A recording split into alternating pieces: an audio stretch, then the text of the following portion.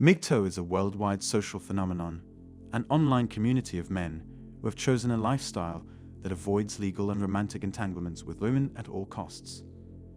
A man going his own way values self-ownership above all else, believing that he, and only he, has the right to decide what his goals in life should be. He refuses to surrender his will to the social expectations of women and society, since he believes both have become hostile toward him. Some MGTOWs make a pledge of celibacy, cut off the masculine supply, and raise awareness against the millions of girls that use men and disrespect our natural role. The media has tended to cover MGTOW by mocking them.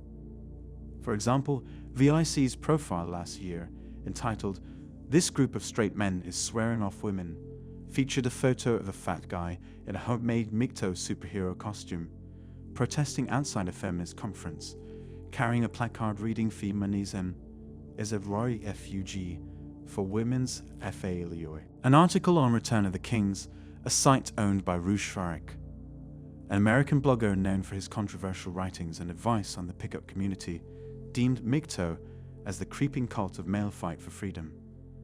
Men going their own way will never appeal to anything more than the rejects of American society, because it's a philosophy that denies the fundamental nature of human beings.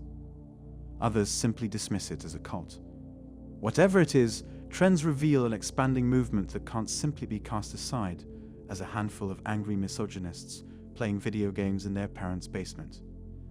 Most MGTOWs will tell you it's more of a philosophy than a movement, punctuated with a serious helping of ZFG, meaning zero F's given.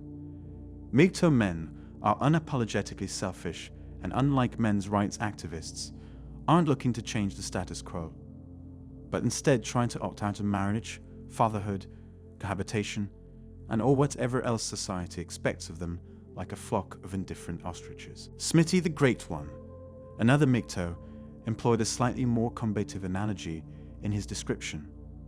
The men's rights activists don't like us because, while we agree with them on some things, we won't be their cannon fodder in a war we know they can't win. Pickup artists hate us because they can't make money off us. Feminists hate us because we won't fight them. And women hate us because we won't give them what they want. Motivations for men who decide to go their own way vary.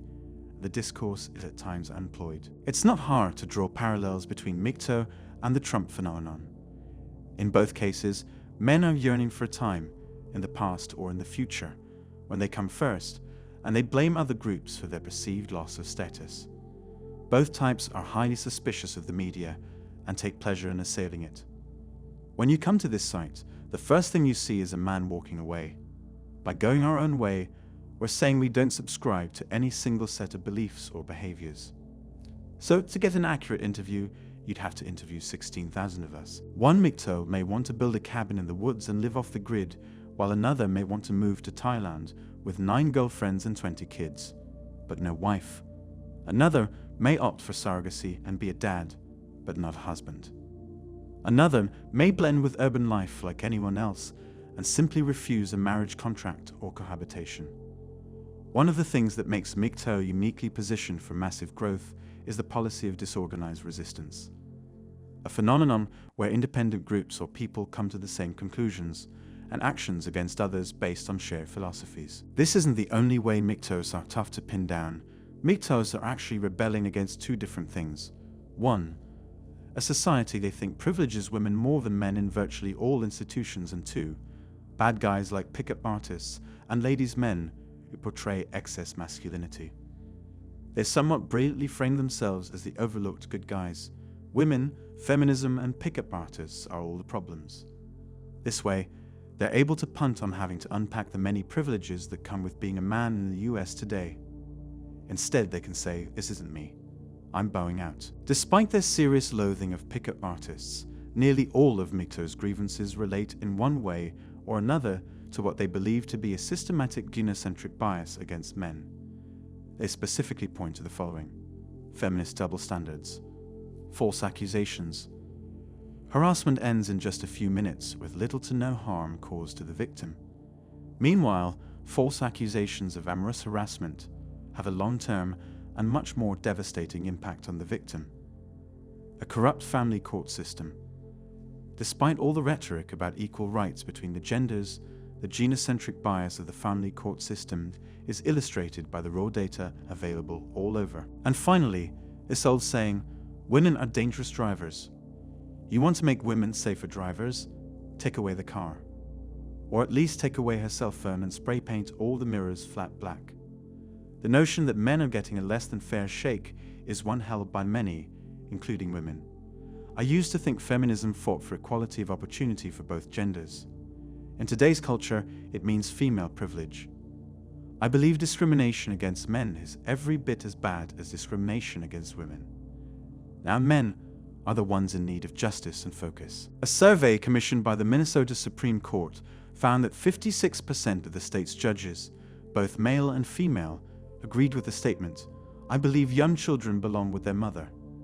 69% of male attorneys had come to the conclusion that judges always or often assume from the outset that children belong to their mothers, an assessment 40% of female attorneys agreed with.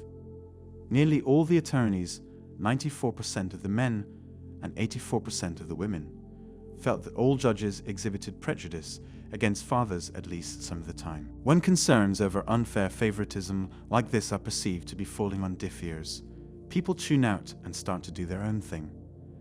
Many point to the gender bias in family court as a reason why men are 8 times more likely to end themselves than women after a divorce. In June 2011, the 58-year-old New Hampshire man set himself on fire on the courthouse steps because he was done being bullied for being a man by the family court. When women successfully integrate into a masculine domain, their growing presence makes it unappealing to some men. In a way, we can look at relationships as something that women are feeling more and more empowered to shape. MGTOW could be an example of men deciding that this has become too feminized and they're going to abandon it.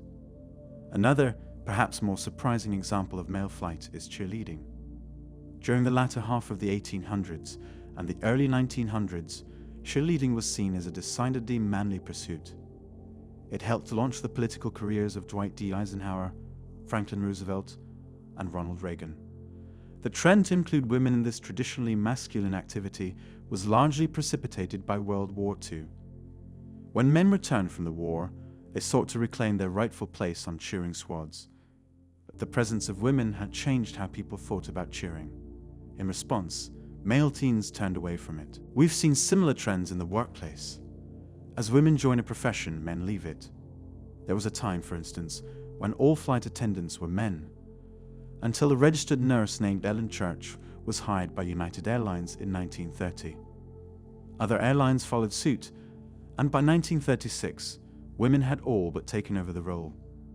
Some have noted a certain irony in the fact that MGTOW methodology is similar to what feminists have been doing for 50 years. The MGTOW aversion to interacting with women as a less pleasant parallel to radical feminism. MGTOW is advocating for more than just a retreat from relationships with women. They're advocating for a particular kind of masculinity that's totally different from any other masculinities that have been influential in American history. The most obvious counterexample would be the caretaking masculinity. I'm going to be a breadwinner and take care of my family. Or I'm going to be a patriotic leader for my country. They reject and withdraw from even the most familiar archetypes of American masculinity. That's all for today. Please leave a comment below. Remember to subscribe and activate notifications how MGTOW is activating masculinity in men. Thank you for watching.